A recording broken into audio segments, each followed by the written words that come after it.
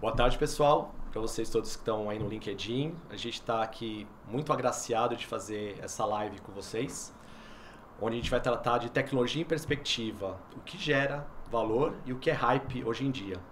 A gente vai começar essa live aqui da ForSys, nos nossos estúdios ForSys, e nos apresentando. Meu nome é Fulvio Mascara, eu sou executivo aqui dentro da ForSys, cientista-chefe e também responsável, junto com meus colegas aqui, pelo estúdio de inovação. Eu vou deixar que eles se apresentem também, vai ser um bate-papo muito legal aqui sobre tudo que a gente está vendo sobre inovação, sobre aquilo que realmente está gerando valor no nosso dia a dia. Bom, eu sou a Ângela, sou designer de serviços aqui na ForSys e também estou aí junto com o Fulvio e com o Jones no time de inovação. Legal, boa tarde a todos. Eu sou o Jones Lopes, eu sou diretor de inovação aqui na ForSys. Estou aqui dentro do desafio de estúdio de inovação, também ajudando tanto as empresas do mercado quanto a própria ForSys a criar os seus mecanismos e entender como que a gente aplica essas inovações no dia a dia. Isso aí. Qual que é a ideia aqui hoje?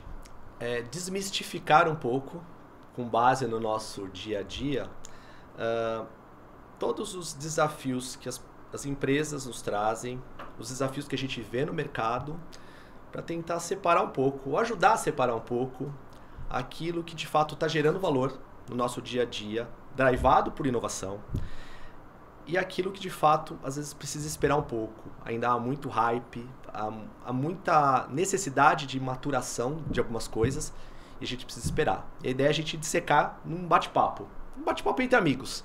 São o bate-papo daquilo que a gente está conversando no dia a dia e poder expor para vocês aqui do LinkedIn e também discutir com vocês como que estão as transformações de vocês aí no dia a dia. Então vou começar assim do começo, né?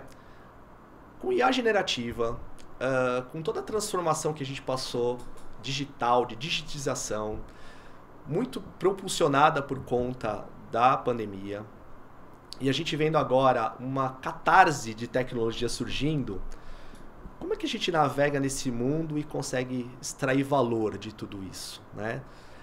De forma muito pontual, como é que a gente separa esses conceitos do que de fato é aquilo que a IA generativa está nos trazendo como resultado e qual é o resultado que essas IA generativas geram para o negócio? Eu queria que vocês comentassem um pouco sobre esse aspecto do ponto de vista de inovação e não apenas IA. IA é apenas um pedaço daquilo que a gente chama de inovação no nosso dia a dia. Bom, eu acho que do ponto de vista principalmente, né, da minha área de design de serviços, a gente vai falar de entender e identificar o valor de tudo, né? Então a gente tem muita tecnologia e a gente entende tecnologias como ferramentas. E a gente precisa entender como que a gente agrega o valor às ferramentas, né? Então é identificar mesmo aonde, e aí por base de pesquisa, de entendimento mais aprofundado, seja no negócio, seja no produto, na solução, aonde a gente consegue atuar e aonde a tecnologia vai ter valor e vai gerar ali um impacto, né? Exatamente, impacto.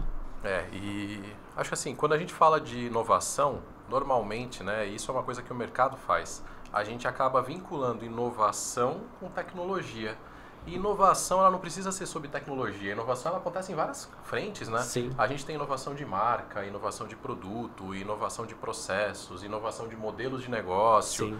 Não necessariamente tecnologia. A tecnologia, às vezes, ela é só o meio com que a gente entrega uma forma de propulsionar uma inovação, mas ela não é inovação propriamente dita. Exatamente. E acho que assim, há esse conceito no mercado que muitas empresas acabam tratando e às vezes elas acabam tratando seus projetos de inovação como projetos de tecnologia. Então, por exemplo, quero fazer um projeto de IA. Tá, mas IA pra quê, né, Ângela? É isso. Você como designer de serviço, fala exatamente, eu quero saber aonde que ela vai ajudar, qual processo ela vai melhorar, como que ela vai resolver ou melhorar a vida do meu profissional, do meu usuário final. E aí sim a gente coloca a IA como um habilitador que vai dar escala para poder trazer esse benefício todo que a inovação está se propondo. É isso. Exato. É olhar pela perspectiva das dores, de quem está sofrendo no dia a dia e depois procurar uma forma de resolver isso, innovation driven, que não necessariamente, como você comentou, vai ser especificamente em tecnologia. Exatamente. Muitas... E eu acho que também a gente fica muito ligado a buscar inovações que vão ser sempre muito disruptivas e a gente esquece do arroz com feijão ali, né? De fazer e olhar para o design como uma ferramenta importantíssima para a gente inovar de modo incremental mesmo, né? De olhar para pequenas dores ali, grandes dores, né? Mas que a gente sabe que pequenas ações vão ter impactos significativos e a gente acaba deixando isso de lado porque a gente está em busca desse ouro, né? Que é a disrupção. A gente quer sempre surfar a maior onda. Exato. Muitos eventos falam disso. Você tem que surfar essa grande onda. Mas e as ondas pequenas que também estão, vamos dizer, interrompendo o ciclo de evolução das empresas e dos funcionários? Elas também precisam ter uma certa atenção. Eu acho que a gente fica olhando muito o big picture e esquece das pequenas inovações que a gente pode fazer. Conecta muito com aquela frase que a gente escutava, né? Demorou 10 anos para eu fazer sucesso da noite para o dia. É assim com inovação. Então a gente precisa surfar essas pequenas ondas, porque aí a gente vai gerar engajamento, ganho de maturidade, conhecimento dos casos de uso, saber como medir e provar valor disso dentro da organização, e aí sim a gente consegue emplacar talvez em 100 mil, 1 milhão, uma tecnologia, um modelo que seja disruptivo para aquele setor. Então é muito mais, acho que talvez sobre a consciência e o método, qual o framework que vai me guiar como incorporação para que eu chegue nesse modelo disruptivo. E aí a gente fala sobre não apostar todas as fichas num único caso. Né? Diversificar. Acho que isso também é fundamental para que a gente consiga ajudar as empresas a separar a não entrar só na hype ou apostar todas as fichas num negócio só que pode fracassar e aí você acaba prejudicando o modelo como um todo, mas sim como a gente diversifica isso de uma forma metodológica para poder extrair valor no final. Você tocou um ponto importante, metodologia. Né? Quando a gente fala de valor, em geral, essa palavra pode significar várias coisas. Várias. O que é valor para vocês? O que vocês têm percebido que é valor para as organizações que vocês têm conversado? Eu tenho várias formas de enxergar isso. Qual a forma de vocês? A gente discutir sobre isso. Né?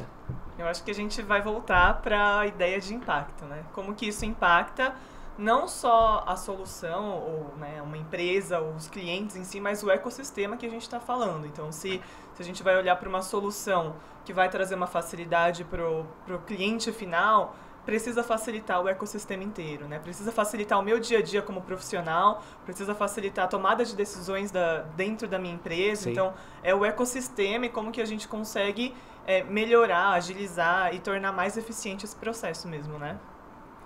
Acho que, pegando do final da sua pergunta, como o mercado vê valor, normalmente é pelo viés financeiro. Sim. Qual é o ROI, quanto eu vou investir, quanto tempo vai demorar para esse investimento se pagar. Mas esse é um dos viés. Uma das dimensões. Uma das dimensões, exatamente. Tanto que a gente até participou na semana passada no Gartner CIO, e eles até trouxeram isso como um dado. Que apenas 11% do retorno sobre os projetos de IA, ele é financeiro. Ou seja, uma menor parte, 1/10 do todo. Né? Mas para mim, acho que o valor está muito em linha com o que você colocou, né, Ângela?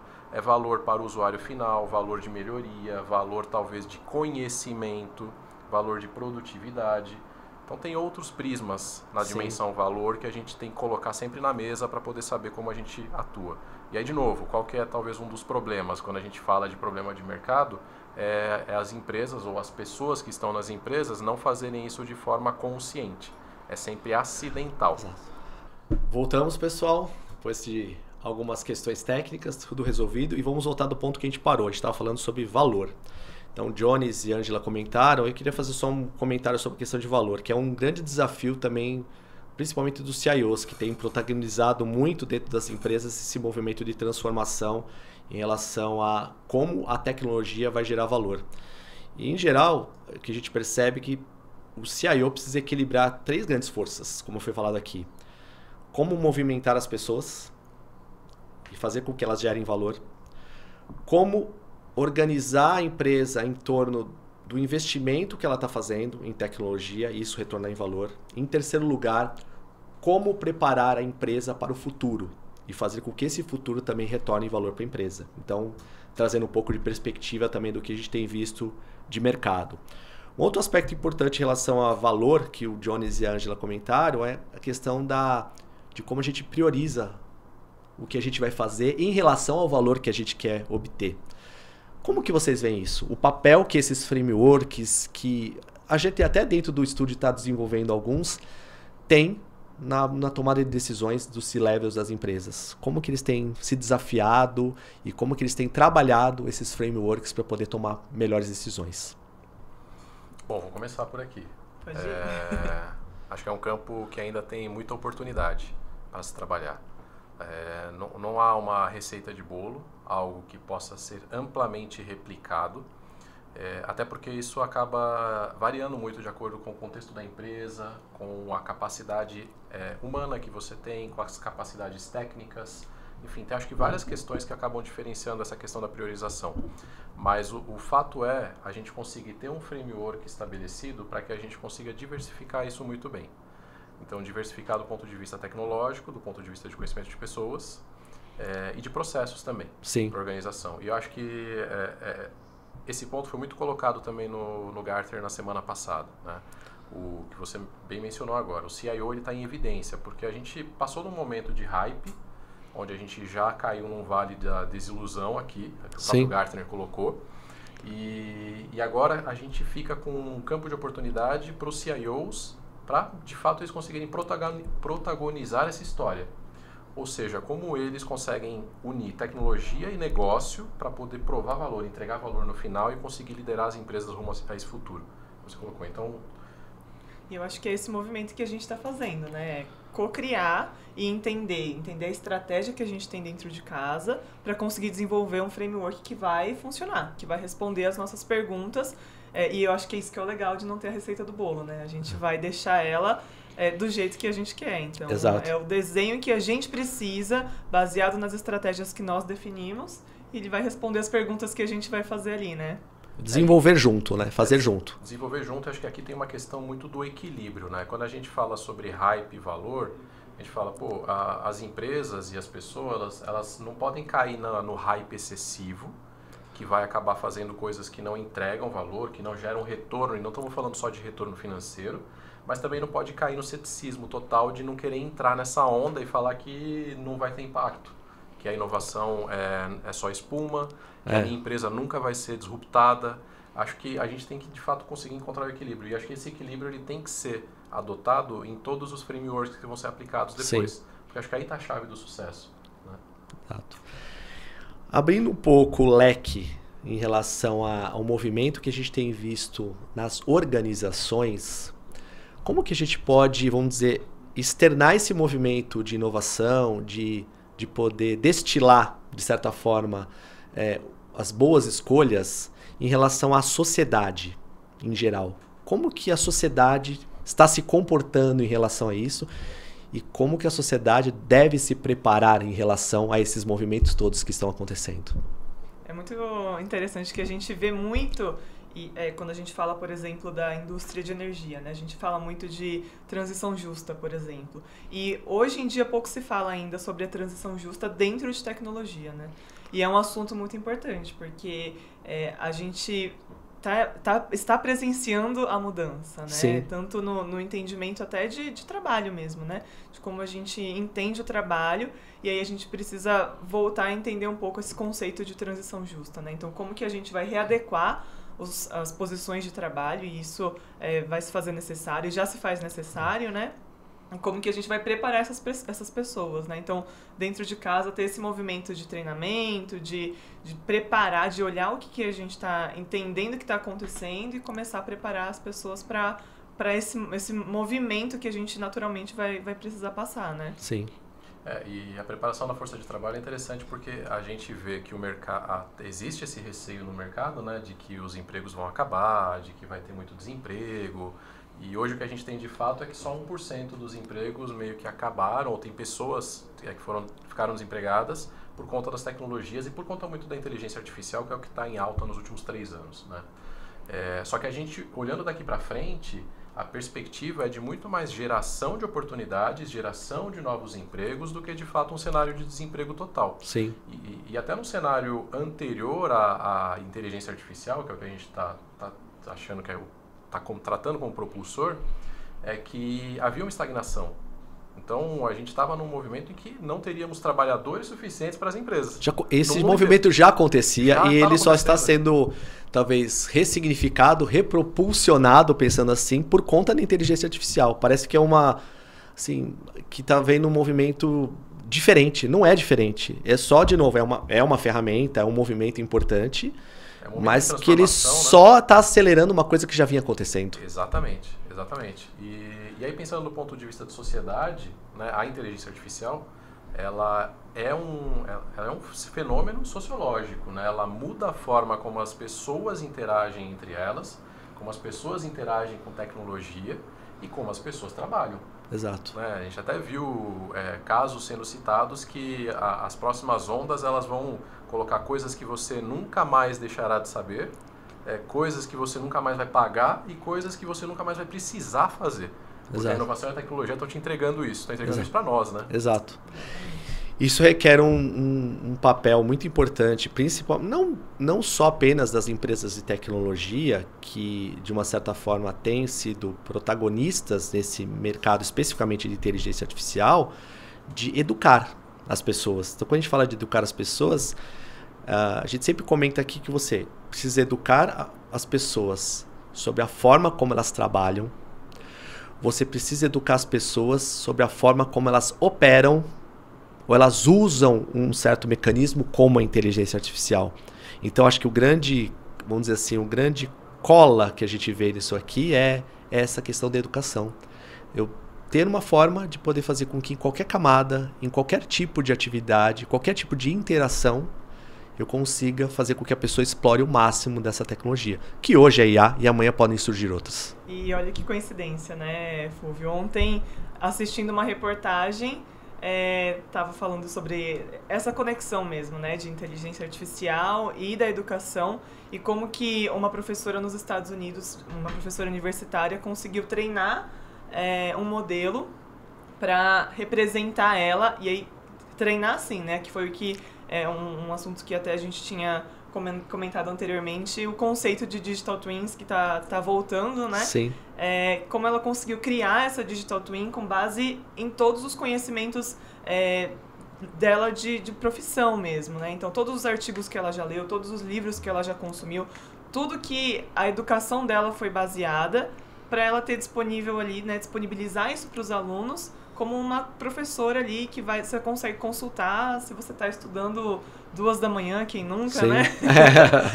de entrar ali num chat mesmo, numa chamada de vídeo e tirar uma dúvida ali. Então, é uma evolução de acesso à informação, acesso à educação ali que é muito disruptiva, né? A gente olhar que esse vai ser um caminho que a gente vai ter. Então, você tem toda a informação que a pessoa poderia te dar ali como um complemento digital a qualquer hora, disponível a qualquer momento, né? Legal, unindo tecnologias para entregar um caso de uso real de um setor. Exato. Né? E a gente viu Digital Twins, né? Sim. Falando de Digital Twins, a gente viu, né, principalmente no Gartner semana passada, em outros eventos, vamos dizer assim, uma profusão de tecnologias disruptivas de como o CIO, o C-Levels em geral, mas principalmente o CIO tem navegado. Como é que ele navega e faz essas boas escolhas? Digital Twin foi um ótimo exemplo que você deu, porque realmente ele veio com essa força. Ele veio lá atrás com um propósito muito mais direcionado à indústria, à manufatura, de você poder fazer representações do meio físico, né, como forma de você evitar uma falha, até de modelos de mundo, né, de você poder ter o nosso planeta ali meio que modelado para a gente poder prever um tipo de catástrofe. E a gente está vendo isso agora sendo portado, né, para esse conceito meio que de avatares, né, você poder ter uma representação sua ali trabalhando com você, em alguns casos por você, né? Que outras coisas vocês têm visto em relação a essa parte da disrupção? Tá? Eu vi algumas coisas, Jones, Ângelo, o que a gente tem visto e principalmente o que a gente entende, né? Também falando um pouco de futuro, que as organizações, né, os C-Levels que estão aqui nos assistindo, as pessoas que querem aqui discutir com a gente, elas poderiam estar, vamos dizer, antenadas e começar a estudar um pouco mais sobre esses tópicos. Pode falar. Vai. Todo mundo quer disrupção. Bom, eu vou falar então. Pode ir. Quando a gente viaja, sai da caixa total, pensando no futuro, daqui 10, 15, 20 anos, a gente começa a falar do ser humano como plataforma de computação. Então, como que eu integro... Eu achei que você ia falar do... Eu achei que você ia falar do... De volta do Exterminador do Futuro. Ah, não. Eu achei que você ia falar disso. Não, isso já tá... Mas, de fato, o ser humano sendo usado como plataforma de computação. Aí a gente começa a olhar, disrupção. Pô, mas se eu tenho isso dentro do corpo humano, eu consigo, talvez, então, remunerar uma pessoa pelas horas que, de fato, ela pensou naquele trabalho. Pega o Neuralink lá do Elon Musk e coloca lá e pluga ele numa outra IA e fala, começa a capturar. Pensou, bilheta. Não pensou, não bilheta. Exatamente. Mas se eu dormir pensando no trabalho, eu posso bilhetar por isso, né? Pode. Trabalhar sonhando. Né? Trabalhar sonhando. É isso aí. Mas acho que isso já está muito lá na frente, né? Não vamos tratar como algo impossível, mas acho que talvez deveria estar no radar, talvez, de algumas empresas, né? Sim. Dependendo, claro, muito do segmento que elas estão inseridas. Mas se a gente retroceder um pouco... a gente começa a falar de negócios autônomos. Então, organizações ou áreas autônomas, isso já está sendo possível. Sim. E acho que já deveria estar sendo experimentado dentro das empresas. Né? A gente começa a falar sobre a interação máquina-compradora, ou seja, como que eu delego essa questão da compra para uma máquina e aí ela vai negociar com outra máquina do outro lado, de fato, para poder fechar essa venda, né? Acho que a máquina assumindo o papel de um cliente, né, de uma pessoa de fato, né? Não é, não, eu estou interagindo com a máquina. Não, a máquina está fazendo o meu papel. E a gente está falando que assim, ó, daqui 5 anos a gente vai ter 12 bilhões de máquinas compradoras. Então olha o tamanho do mercado consumidor que está aqui. Então algo para ser explorado. Algo para ser explorado. Eu acho que eu fugiria até um pouco de pensar em tecnologias em si, mas eu traria o conceito de estudo de futuros.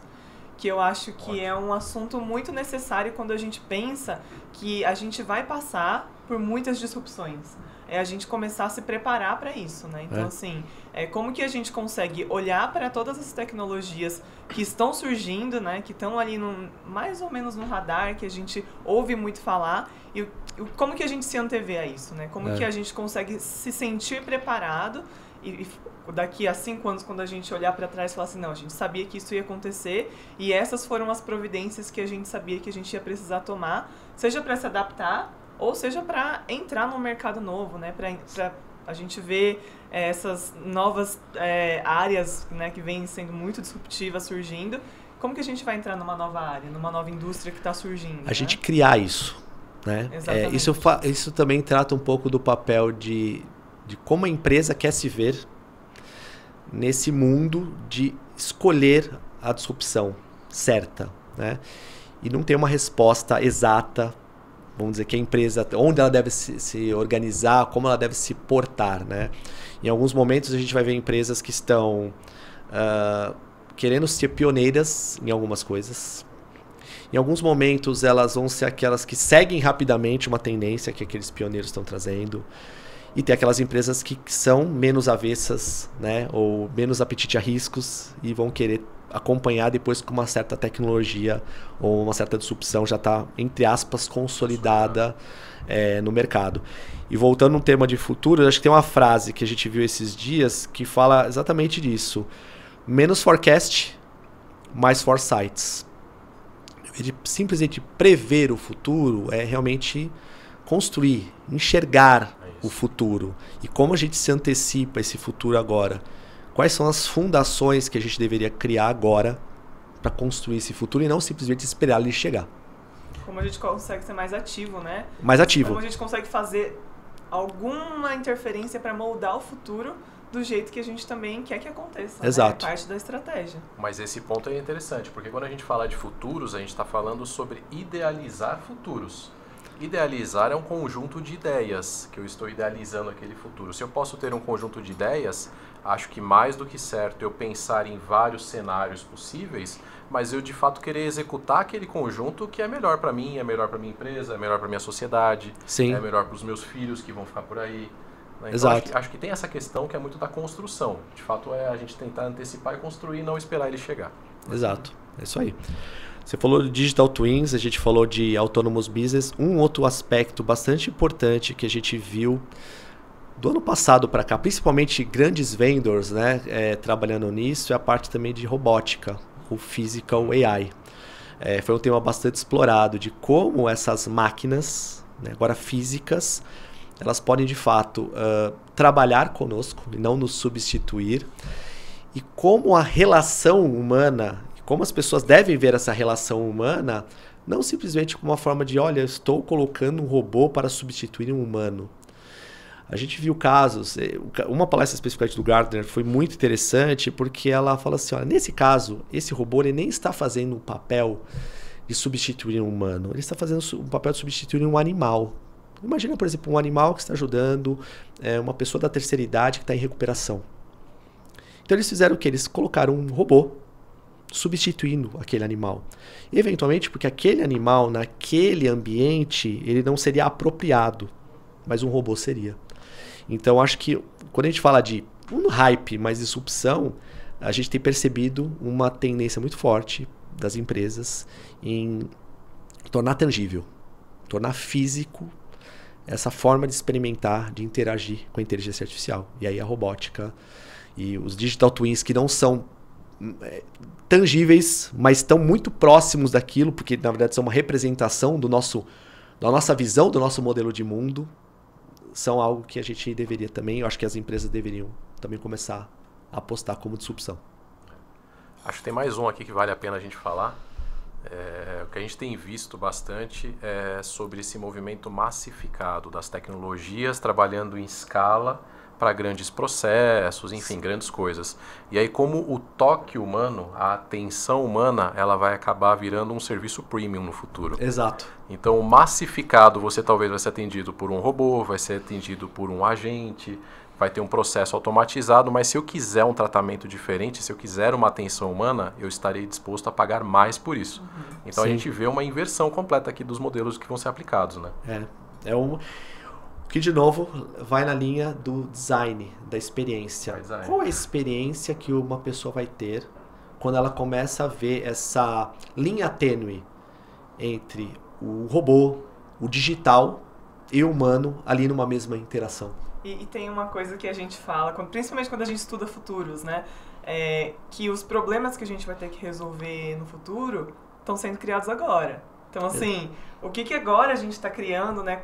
Pensando, por exemplo, nessa ideia de Physical AI, a gente está olhando para esse movimento acontecendo e toda nova tecnologia ou toda inovação, ela vai trazer pontos de atenção para a gente olhar, né? Então, Sim.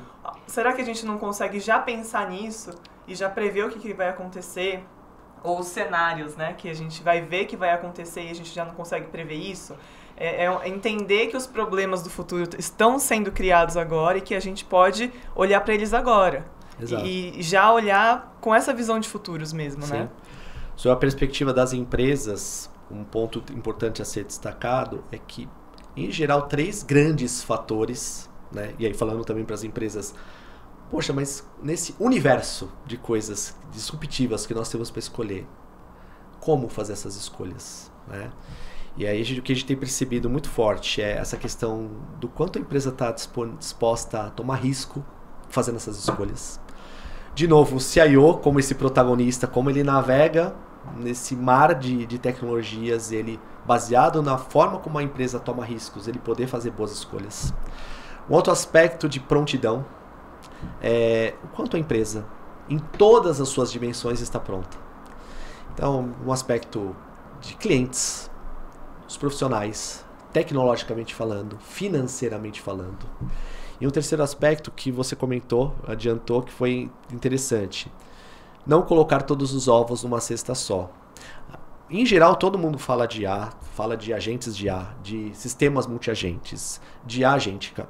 Pode colocar todos os sabores que vocês quiserem de IA, todos. Tá? Mas existem outros sabores na mesa, outras tecnologias surgindo. E assim como, em geral, né, quando você vai montar uma carteira, um portfólio de investimento, você não coloca, em tese você não coloca tudo num lugar só. Exato.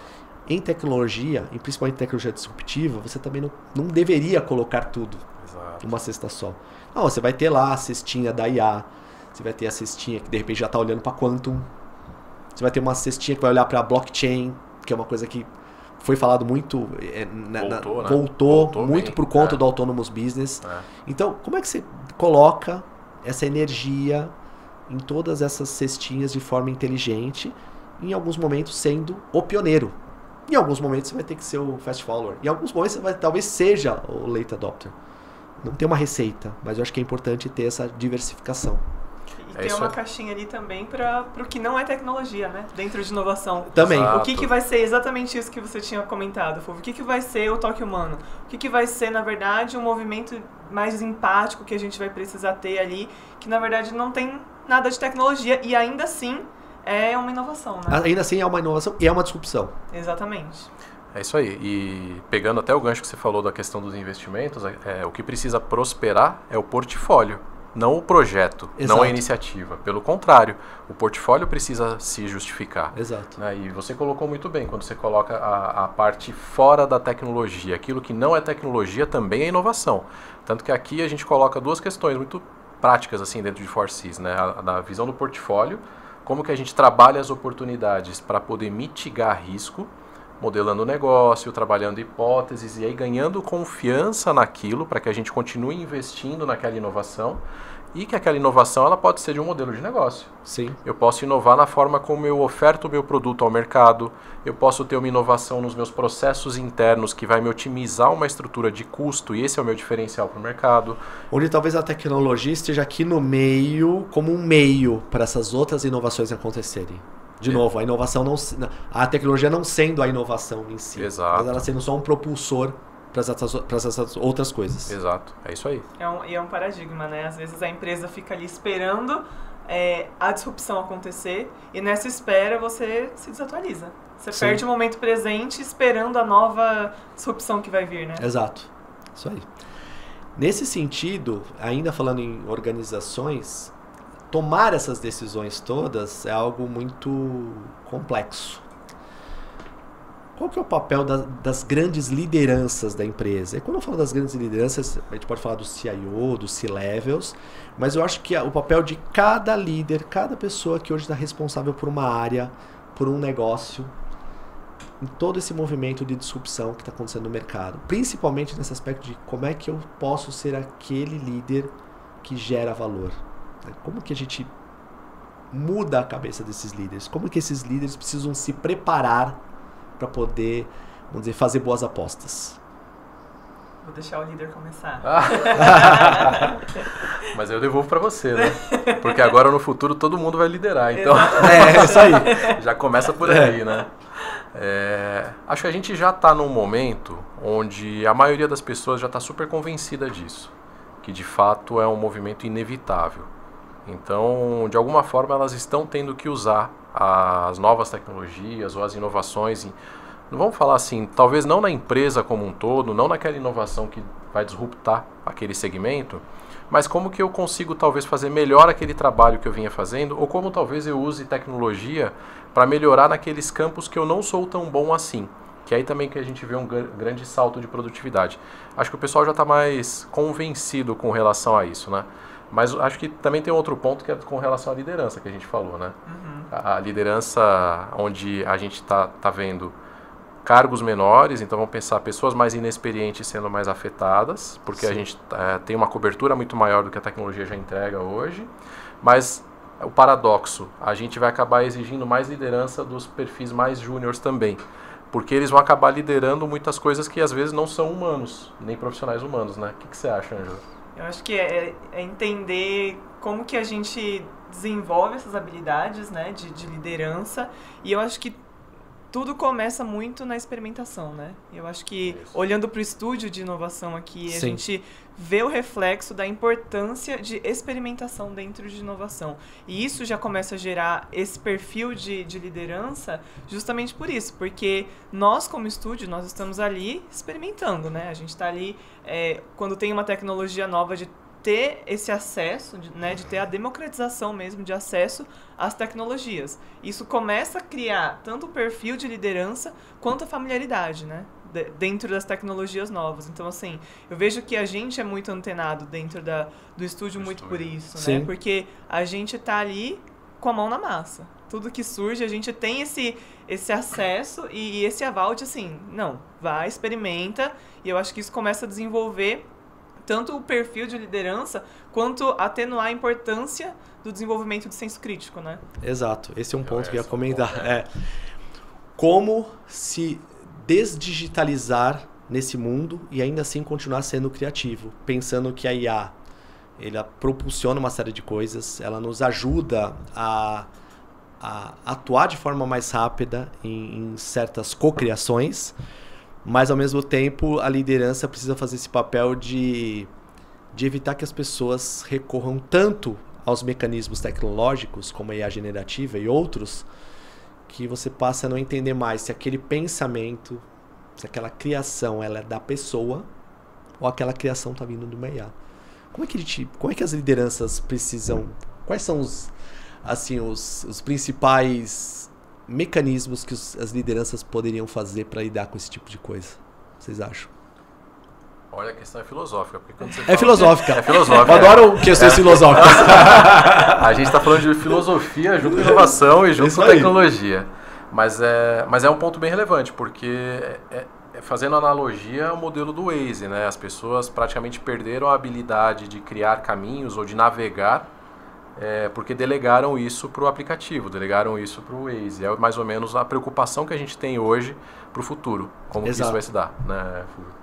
Eu acho que a gente sempre vai voltar nessa importância de senso crítico, porque é o que molda, né? Assim, a gente entende a IA como uma ferramenta, um motor ali, né, de aceleração, mas o senso crítico e todo esse processo de construção, né, de tomada de decisão, vem de nós, né? A gente que vai dar os insumos ali para tomar essas decisões, né? Então, eu acho que é um pouco de ter esse desenho desse papel, de conseguir colocar ali, se expressar, para a gente conseguir ter a IA a nosso favor para tomar essas decisões, né?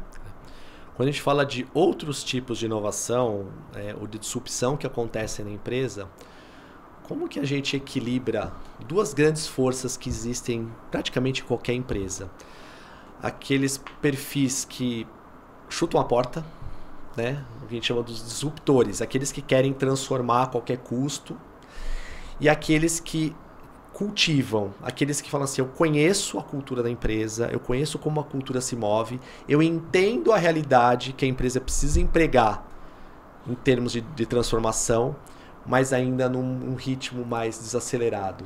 Como que a gente equilibra essas forças? Porque hoje, assim, vamos dizer, praticamente todas as organizações que a gente conhece, elas têm muito bem esses perfis. E o que a gente percebe é que também não tem uma resposta. Eu preciso ter uma empresa só de disruptores, uma empresa só de cultivadores. Tem que ter um certo equilíbrio. Acho que esse equilíbrio, acho que é muito assim, respondendo a sua pergunta, é você conseguir ter um diagnóstico correto de onde a sua empresa está. Porque, de novo, as empresas precisam ter os dois perfis, porque se tiver só o disruptor quebra tudo, faz bastante coisa nova, mas não está preocupado com as pessoas, em manter, enfim, não está preocupado talvez com os reguladores. Ele não está preocupado com o que ele deixou no caminho de rastro. Exato, sai fazendo, sai quebrando a parede e depois a gente vê o prejuízo que isso vai dar. E também o cultivador tem um risco muito grande de talvez cair na estagnação, de não fazer aquilo que é necessário para que a empresa continue sendo relevante. Sim. Então esse mix é necessário. Só que quando a gente tem talvez um mercado, vamos pegar passado, né, para a gente tentar ver essa questão do futuro. Quando a gente pega, por exemplo, o movimento no serviço financeiro, onde a gente teve ali as insurgentes digitais, como os bancos, como o próprio Nubank, com um modelo de cartão que quebrava tudo aquilo que estava acreditado pelo serviço financeiro, você cria um senso de urgência nas grandes organizações. Então aí você precisa saber antever isso para conseguir talvez dar mais peso para os disruptores, porque a gente precisa reagir numa velocidade diferente. Sim. E aí é o paradoxo, né? Quando a gente está talvez mais estabelecido, a gente acaba indo mais para a linha cultivadora. Então acho que a gente tem que ter os dois papéis, tem que saber navegar muito bem e, de novo, equilibrar isso, né? Acho que o segredo está no equilíbrio. Sim. Eu acho que é o time dos sonhos, né? Ter esses dois perfis assim bem definidos e os papéis, é isso, eles vão meio que flutuar, né? No momento a gente vai ter, eu acho que até dentro do design a gente tem muito isso, né? Multidisciplinaridade. Ter pessoas com esses perfis diferentes para a gente conseguir extrair o máximo de dois opostos e a gente chegar onde a gente precisa chegar. Seja mais para um lado ou mais para o outro, a gente vai ter visões totalmente diferentes. A gente consegue ser disruptivo, mas mantendo o pé no chão. Então a gente consegue ter um leque tão grande de visões que isso só traz benefícios. Gerar né? diversidade, né, de exatamente. pensamentos. E aí é mais ter essa visão estratégica definida de agora, para onde a gente vai, né? E não necessariamente vai ser a visão estratégica daqui até o final, assim. É uma visão estratégica agora. Daqui um ano, um mês, a gente não sabe como que a gente vai estar olhando para um produto diferente, talvez seja uma outra estratégia. Mas tendo isso definido, a gente consegue juntar perfis totalmente diferentes, com essa, né, diversidade, e chegar no caminho que é o caminho onde a gente quer ir estrategicamente, né? Sim. Eu fiquei curioso para ver a Ângela liderar uma sessão de design de cultivador e disruptor. Nossa, eu tô preparada. Principalmente porque um dos grandes motivadores das organizações para você ter assim divergências, né, e divergências fortes, é justamente a questão das iniciativas de transformação. Quando você coloca uma iniciativa de transformação na mesa, de qualquer natureza, e coloca esses dois perfis, você tem outras coisas que orbitam na empresa que geram divergências, mas transformação é uma das que mais geram. Então, realmente, eu também ficaria curioso de saber assim, você pegar uma pessoa, como você comentou, que já vem com a marreta, né? E aí vem uma outra pessoa assim, não, peraí, eu tenho aqui um desenho, um plano, e colocar essas pessoas para dialogar. E de fato, né, não existe uma resposta única para essa pergunta dentro de uma organização de qualquer tamanho. O equilíbrio é o caminho. Tanto o equilíbrio em relação a como a empresa se vê disruptora ou cultivadora em relação ao mercado, como você deu o exemplo. Muitas vezes a empresa sofre uma pressão natural do mercado para assumir um certo papel. E dentro da organização, dependendo de cada caso de uso, cada situação, você precisa equilibrar esses perfis, gerar essa diversidade na medida certa para chegar aonde você quer e minimizar esse impacto, que já é conhecido, de quanto a transformação, vamos dizer, mexe com a organização de fato. Não mexe só porque ela transforma, mas porque as pessoas realmente têm formas diferentes de pensar, isso gera divergência, gera conflitos. Mas é o conflito bom de se resolver. É vamos dizer, a dor do crescimento que a empresa precisa passar. É interessante porque pouco se fala sobre isso, né? Pelo menos sobre essa ótica de que as empresas precisam navegar entre esses papéis, dado o seu momento, e que precisa ter pessoas dos dois lados, equilibrando isso muito bem. E acho que eu vejo pelo menos isso pouco se falando a nível organizacional, e menos ainda quando a gente vai para dentro dos profissionais. Sim. Ou seja, como os executivos e executivas se enxergam dentro dos seus papéis na organização, normalmente eles acabam idealizando um perfil e adotando aquilo do começo até o final. É verdade. E na verdade, assim, você como executiva como líder, você precisa saber também ter essa leitura dos seus pares, da empresa como um todo, para saber que momento que eu tenho que ser mais disruptor, marreta, e que momento talvez eu tenha que vir mais pro lado do plano, do lado mais tranquilo e do passo a passo. É um ponto que o ser o disruptor ou disruptora, cultivador ou cultivadora, é menos sobre uma característica, uma personalidade, e muito mais sobre posicionamento. Perfeito. Você em algum momento pode se posicionar de um jeito para uma certa situação e de um outro jeito numa outra situação. Não precisa cravar aquela característica e personalidade. Eu acho que as empresas e as lideranças, né, voltando na questão das lideranças, que sabem navegar nisso e que sabem também fazer com que os seus times naveguem nisso, elas serão cada vez mais protagonistas, terão cada vez mais sucesso em conduzir suas estratégias de disrupção e de inovação. E aí a gente volta lá na história de entender o que é valor, né? E definir e ter isso. Volta. Verdade. Então a gente amarra tudo ali. É um ciclo, exatamente. Volta o que é valor.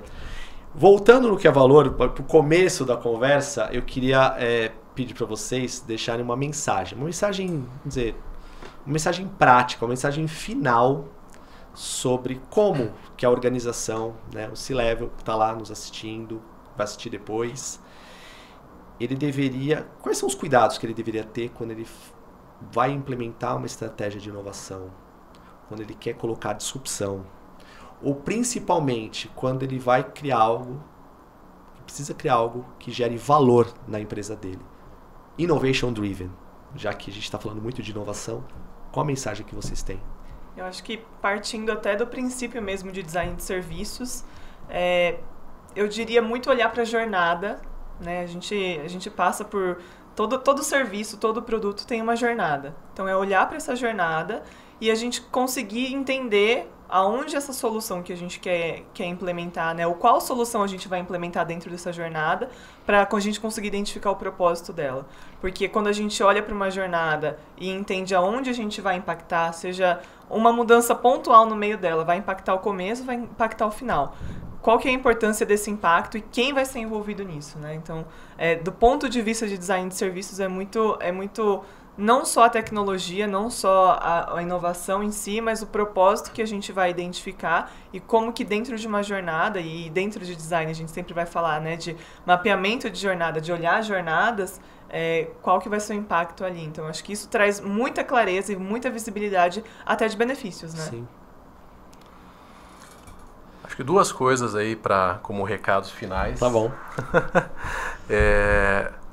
Por onde eu começo? Do início. Acho que esse é um movimento que já começou, que não vai ter meio, não vai ter fim. Sim. Então, ainda há tempo, precisa começar se ainda não começou.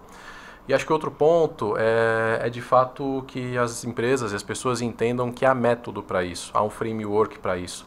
E por que a gente está comentando? Por que eu estou comentando isso? Porque se precisa definir qual a sua ambição, aonde você quer chegar, o que é valor para você, é financeiro, é conhecimento, quais são as suas apostas depois para que você possa criar os métodos ou encontrar talvez os potes de ouro para que você chegue a atingir esse valor e comprove isso dentro das organizações. Então acho que é muito sobre definir e antecipar esses passos. Eu acho que a gente falou isso no começo. Sim. As empresas acabam errando porque fazem isso de uma forma talvez acidental demais. Sim. E aí elas acabam correlacionando o acidental com a inovação. E acho que esses temas eles estão separados e há como se fazer isso de uma forma mais, vamos dizer assim, processual. Processual. Metodologicamente mais consistente, vamos dizer assim. Acho que juntando um pouco do que Ângela falou e Jones falou, tem uma premissa que a gente trabalha muito forte dentro da Forsys, dentro do Estúdio de Inovação, mas em todas as áreas, é de enxergar a inovação como uma forma de melhorar a vida das pessoas. Tudo que a gente está fazendo em inovação, tecnológica ou não, a gente procura olhar como a gente muda a vida da pessoa, na sua jornada de trabalho, na jornada do uso de uma tecnologia, de um serviço, de um produto. Então, quando a gente for olhar para como a gente transforma a organização, como a gente transforma as pessoas da nossa organização, para que elas estejam prontas para trabalhar com a inovação, para serem partes integrantes da inovação. Então, volta um pouco no que você falou do começo, do ecossistema. Não é mudar esse pedaço, esse pedaço, esse pedaço. É você mudar realmente a jornada. E a jornada centrada nas pessoas. A gente falou de máquinas fazendo papel de pessoas. Mas para as máquinas fazerem papel de pessoas, a gente precisa de pessoas ensinando essas máquinas. A gente precisa de máquinas aprendendo como as pessoas trabalham. Então, uma tônica que a gente tem visto em todas as conversas, todos os eventos, ainda é a grande preocupação em tornar as pessoas protagonistas do movimento de inovação. Protagonistas de qualquer tecnologia disruptiva que esteja surgindo. E eu acho que esse é um grande valor que nós temos aqui dentro da Forsys. E a gente acredita que é um grande valor que as empresas deveriam ter no mercado. Cuidem das pessoas. Cuidem do seu cliente, do seu funcionário, do seu parceiro, da pessoa que trabalha contigo. Cuidem dessas pessoas. Façam elas serem parte integrante desse movimento de inovação. Acho que é fazer o junto que a gente tem percebido cada vez mais sucesso. Não só como empresa, mas quando a gente conversa com as pessoas, mesmo numa conversa informal ou formal como essa, é isso que a gente percebe. A conexão que a gente faz com as pessoas, de fato, transformando as organizações. É isso. Legal? Legal. Pessoal, agradeço a vocês. Foi muito legal estar com vocês nessa primeira live da Forsys. Vamos pensar que não foi a primeira live da Forsys. A gente já fez várias lives, mas Essa é um novo movimento de lives que a gente está fazendo. A gente quis trazer esse movimento, principalmente esse assunto do que é hype, do que gera valor, sobretudo, não como uma forma de trazer respostas prontas. A ideia talvez seja mais provocar novas perguntas, provocar reflexões, provocar novas formas de pensar. E seria muito legal se vocês pudessem, né, que estão assistindo, tanto ao vivo ou quanto depois puderem assistir, comentar com a gente o que vocês acharam, o que a gente pode trazer de conteúdo no próximo evento, dar sugestões até sobre os temas que a gente comentou aqui, o que vocês estão vivenciando na empresa de vocês. Pô, isso aqui fez sentido para mim, isso aqui não fez, aqui está acontecendo de uma forma diferente. Vai ser muito importante para nós a gente ter esses feedbacks, muito importante para nós a gente poder realmente debater pós esse evento, tá? E que seja o primeiro, né, de muitos, e graças à audiência de vocês. Então, agradeço muito aos meus colegas, Ângela, Jones, façamos muitos outros aqui e que também a gente possa engajar muito mais gente, a gente enche essa sala, aí vai ter que pegar outra sala, fazer uma sala maior, e nos vemos no próximo evento. E agradecer novamente Ângela e Jones. Valeu, obrigado, gente. Valeu, gente.